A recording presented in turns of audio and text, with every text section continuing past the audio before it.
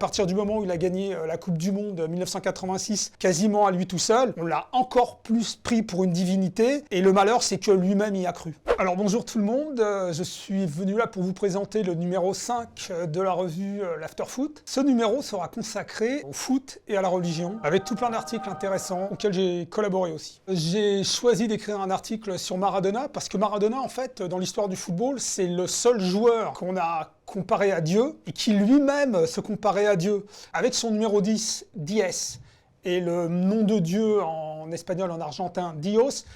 Il s'est créé une sorte d'avatar. C'est le seul footballeur qu'on a considéré comme un dieu vivant. Et à la différence des autres très grands footballeurs, qui eux avaient plutôt des surnoms un peu monarchiques, un peu nobles, comme le roi Pelé, le prince Michel pour Michel Platini. Maradona, c'était Dieu. Il vient d'un pays où il y a une très très forte religion catholique. Elle est moins suivie qu'avant, mais dans les campagnes, d'où vient Maradona, les Argentins, qui sont très superstitieux, constituaient vraiment une terre de prédilection pour qu'il y ait un miracle, un enfant divin qui puisse naître. Et avec tous les miracles qu'il a accomplis, on l'a très vite pris pour un dieu. Malheureusement pour lui, à partir du moment où il a gagné la Coupe du Monde 1986, quasiment à lui tout seul, on l'a encore plus pris pour une divinité, et le malheur, c'est que lui-même y a cru. Alors, est-ce qu'il y a eu d'autres footballeurs avec une dimension divine comme Maradona? Non, parce que c'est pas qu'une question de talent, aussi comment les gens le perçoivent et comment lui se perçoit lui-même. Messi, par exemple, a l'air totalement détaché de son talent. Il sait très bien que c'est un joueur exceptionnel. Cristiano Ronaldo, c'est pareil. Maradona, lui, il croyait vraiment, c'est sa phrase